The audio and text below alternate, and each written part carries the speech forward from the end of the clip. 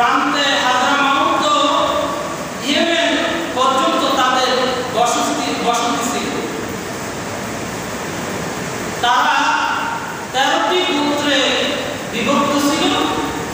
সব মিলে তাদের সংখ্যা ছিল প্রায় 1 লক্ষ। আল্লাহ পাক তাদের হেদায়েতের জন্য হযরত হুদ আলাইহিস সালাতু ওয়াস সালামকে ব্যবহার করেছেন।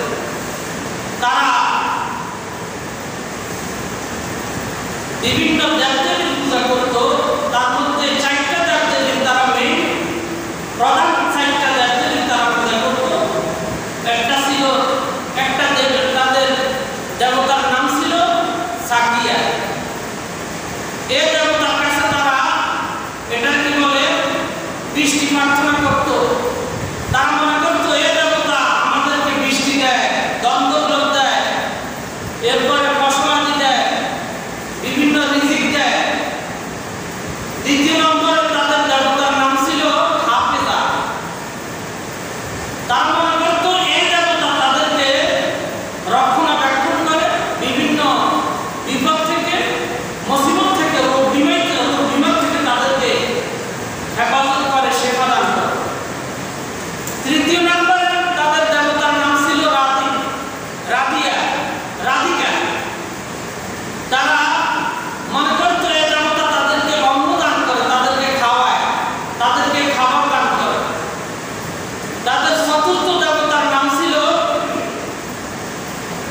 সালিমা। তারা মনে করত এই দেবতা তাদেরকে শান্তি দান করে, সুস্থতা দান করে, তাদের শরীরকে, স্বাস্থ্যকে নিরাপদ রাখে। এইভাবে তারা বিভিন্ন দেবদেবীর পূজা করে। হযরত হুদ আলাইহিস সালাতু ওয়াস সালাম আল্লাহ পাক তাদের মধ্য থেকে পয়গম্বর হিসেবে ওনাকে প্রেরণ করেছেন তাদের হেদায়েতের জন্য। হযরত হুদ আলাইহিস সালাতু ওয়াস সালাম তাদেরকে বললেন, আল্লাহ পাক কোরআন শরীফের মধ্যে বলেছেন, আল্লাহ রাব্বুল আলামিন বলেন হযরত হুদ আলাইহিস সালাতু ওয়াস সালাম তার কওমকে বললেন, ওয়া ইলা আদিন হুদা ওয়া ইলা আদিন আখাহুম হুদা قال يا قوم اعبدوا الله ما لكم من إله غيره أفلا تتقون। আল্লাহ রাব্বুল আলামিন ওনার দাওয়াতের কথা উনি যে অনেক সম্প্রদায় দিয়ে দ্বীনের দাওয়াত দিয়েছেন, আল্লাহ রাব্বুল আলামিন কালামে পাকের মধ্যে, কোরআন শরীফের মধ্যে সে কথাগুলি উল্লেখ করেছেন। তিনি বলেছেন, তোমরা এক আল্লাহর ইবাদত করো, আল্লাহর উপাসনা করো, আল্লাহর ইবাদত করো। আল্লাহ ছাড়া কারো ইবাদত করা যাবে না, আল্লাহ ছাড়া কারো দাসত্ব করা যাবে না। আল্লাহ ছাড়া কারো দাসত্ব করলে আল্লাহ রাব্বুল আলামিন সেটাকে তোমাদের থেকে কবুল করবেন না। উনি যখন কওমকে দাওয়াত দিলেন তখন কওম কি জবাব দিল?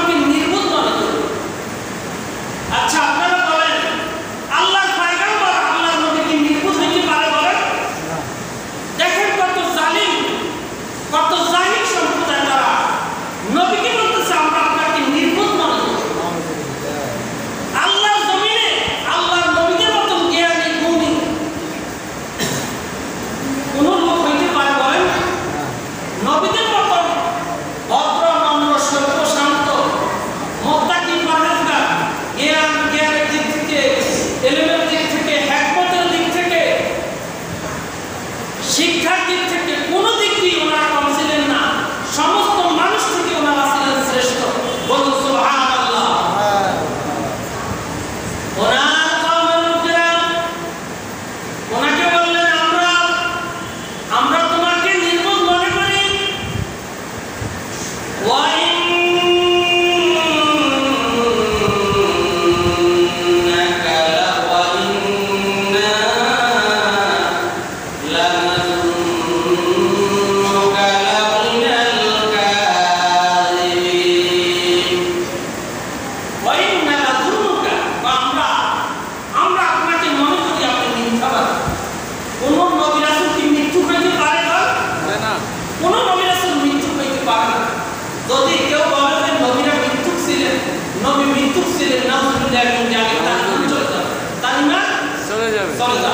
নবীরা কোনোদিন মৃত্যু হইতে পারে না, কিন্তু হযরত হুদ আলাইহিস সালাতু ওয়াস সালাম ওনার কওম ওনাকে বলতেছে আমরা আপনাকে মিথ্যাবাদী মনে করি।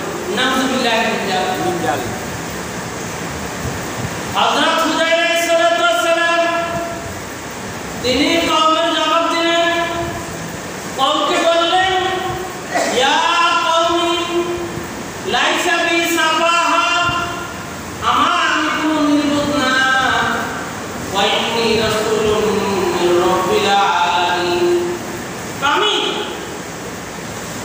আমি আল্লাহ দেখতে পাইলাম, আমি আল্লাহ রাসূল।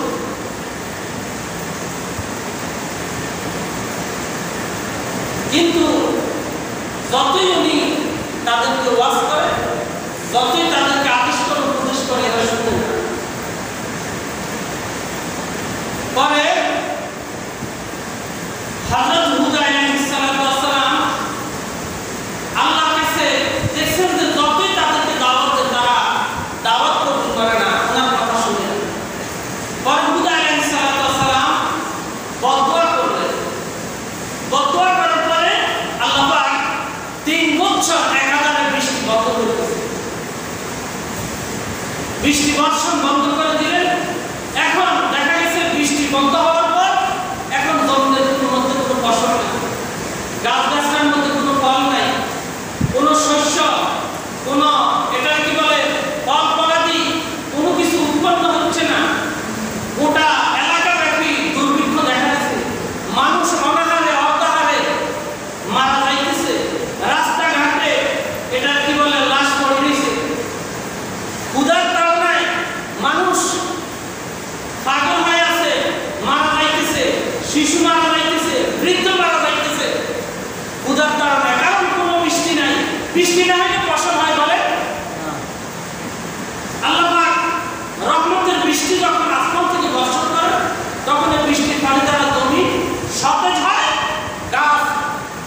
গাছগুলি সতেজ হয়, তখন ওই গাছের মধ্যে ফল ধরে, জমিনে ফসল হয়।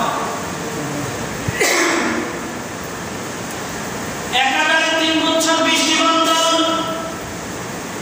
কোনো ফসল নেই, আহার নেই, খাদ্য নেই, হাহাকার শুরু হয়ে গেছে। তখন হযরত হুদ আলাইহিস সালামের সম্প্রদায়ের মধ্যে যারা ঈমান আনলো, যারা হযরত হুদ আলাইহিস সালামের উপর ঈমান আনলো, তারা একদিন আসি হযরত হুদ আলাইহিস সালামের কাছে আরজ করলেন, ও আল্লাহর নবী,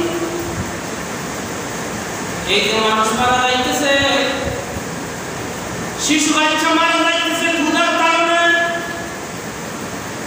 এরপরে বৃদ্ধ মানুষ মারা যায়, যুবক মারা যায়, পুরুষ মারা যায়, মহিলা মারা যায়, ক্ষুধার কারণে কোনো খাদ্য নাই, জমিনের মধ্যে ফসল উৎপন্ন হয় না, গাছে কোনো ফল নাই। এরপরে আমাদের আত্মীয় স্বজনরা তারাও মারা যাইতেছে। ও আল্লাহর নবী, আপনি আল্লাহর কাছে দোয়া করেন, আল্লাহ রাব্বুল আলামিন যাতে আকাশ থেকে বৃষ্টি বর্ষণ করে আল্লাহ রাব্বুল আলামিন নবীকে ফয়সালা করে দেন। হযরত হুদ আলাইহিস সালাম আল্লাহর কাছে দোয়া করেছেন, আল্লাহ রাব্বুল আলামিন আকাশ থেকে বৃষ্টি বর্ষণ করলেন। এখন জমিনের গাছপালা, দুর্লতা, এরপরে ফল বলে সব এখন জমিনের মধ্যে উৎপন্ন হচ্ছে। মানুষের জীবনযাত্রার মান স্বাভাবিক হয়ে গেল।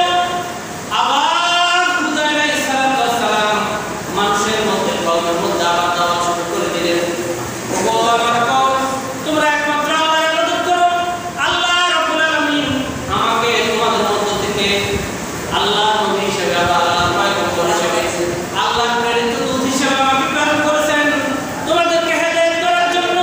আমি তোমাদেরকে জাহান্নাম থেকে আল্লাহর জান্নাতের দিকে তোমাদেরকে নিয়ে যেতে চাই, তোমাদেরকে খারাপ রাস্তা থেকে ভালো রাস্তায় নিয়ে যেতে চাই। তোমরা একমাত্র আল্লাহর ইবাদত করো। কোরবানে তারা কোনো কথা শুনে না। কুত্তার লেজ যতই আপনার এখানে কি বলেন সোজা করার চেষ্টা করবেন, এটা কোনোদিন সোজা হবে না। হুদ আলাইহিস সালাম আবার দাওয়াত দিতে শুরু করলেন, কিছু শুনে না, কোনো কথাই শুনে না। তারা বরঞ্চ আরো ঠাট্টা বিদ্রুপ শুরু করে দিছে। তুমি কিসের নবী?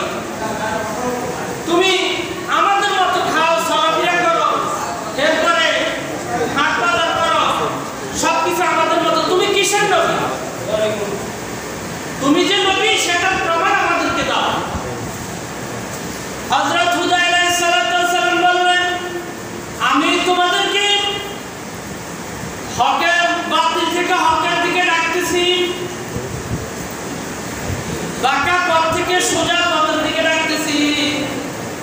আমার আল্লাহ আমাকে তোমাদের নিকটে পয়গম্বর করে প্রেরণ করেছেন।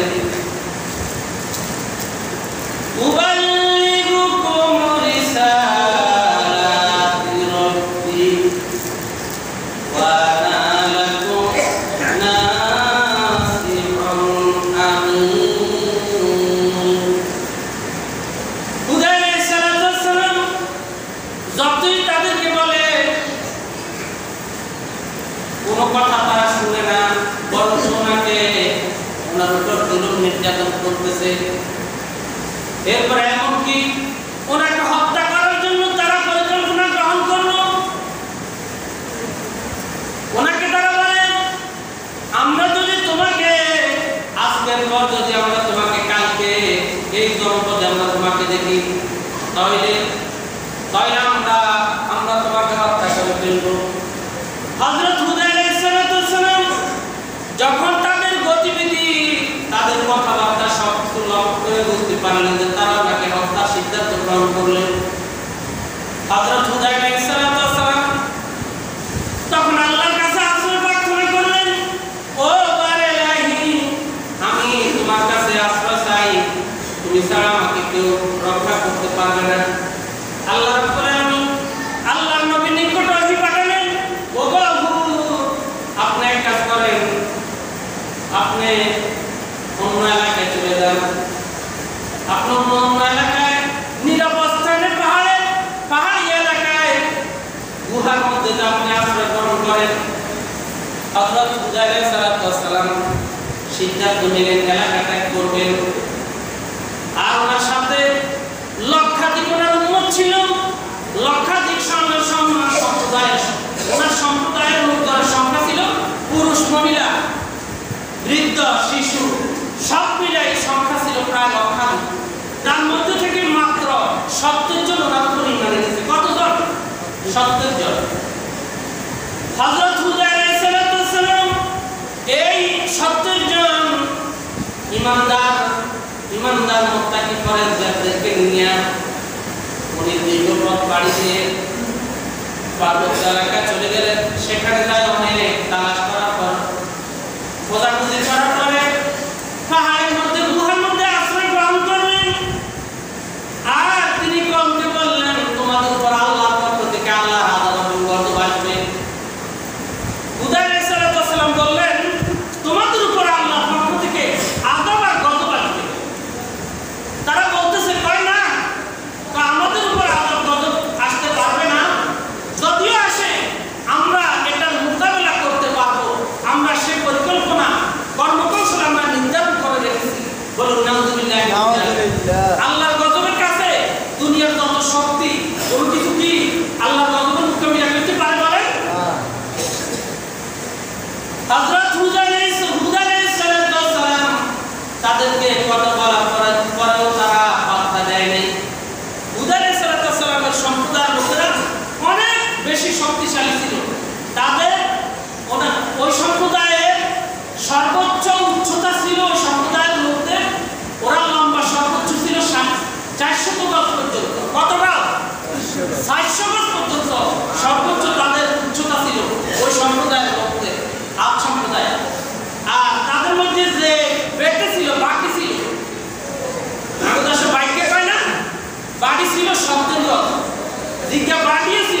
ইগা ছিল 70 গজ।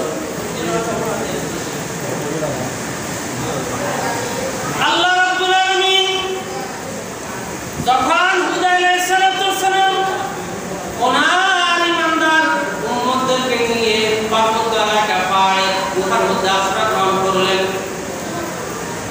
এরপরে আল্লাহ রাব্বুল আলামিন ওনাদেরকে নিদর্শন দিয়ে দিলেন যে দিন আমার আযাব এবং গজব আসবে। আল্লাহ রাব্বুল আলামিন ফেরেশতাদেরকে বললেন, ও ফেরেশতারা, যেদিন ময়দানে যেদিন দুনিয়াকে আমি ধ্বংস করব, সিংহে ফু দেওয়ার পরে তখন পরিস্থিতি যেরকম হবে এরকম একটা পরিস্থিতি নদী আদ সম্প্রদায়কে দেখাই দাও। সিংহে যখন ফু দিবে, ফু দিলে তখন যে পরিস্থিতি তৈরি হবে একটা সাদৃশ্য, একটা নমুনা আদ সম্প্রদায়কে দেখাই দাও। এ কথা যখন আল্লাহ রাব্বুল আলামিন ফেরেশতাদেরকে বললেন, ফেরেশতারা তখন সেজদা করে কান্নাকাটি শুরু করে দিলেন। ও বারেলাহি, যখন তুমি দুনিয়াকে ধ্বংস করার জন্য সিংহে ফু দেওয়ার জন্য বলবে, তখন দুনিয়া সিংহের ফু গ্রহণ করার মতো যোগ্যতায় পৃথিবীর থাকবে, তখন পৃথিবীকে তুমি অনেক বড় করে দিবে। আর এমন অবস্থায় এই সময় পৃথিবীকে অনেক ছোট, সিংহের ফু দিলে যে পরিস্থিতি তৈরি হবে ওই একটা পরিস্থিতি এখানে দেখানোর মতো কোনো নজির নাই। যদি ওই পরিস্থিতি আমরা এখন দেখাই তাহলে আল্লাহ সারা দুনিয়া ধ্বংস হয়ে যাবে, আল্লাহ দুনিয়ার কিছু থাকবে না, সব কিছু শেষ হয়ে যাবে, ধুলি শেষ হয়ে যাবে। তখন ফেরেশতারা এই দোয়া করার পর আল্লাহ পাক বললেন, তো ঠিক আছে, গরু যে হাসি দেয়, গরুর হাসির মতো একটা নজির দেখাও তাদেরকে। তখন সমস্ত পয়গম্বর রূহ একত্রিত হয়ে আল্লাহর কাছে দোয়া করলেন, আল্লাহ এটা কি বলে আযাবের দৃশ্য সহ্য করার মতো ক্ষমতা আল্লাহ নাই, আল্লাহ তুমি এর থেকে তুমি হেফাজত করো।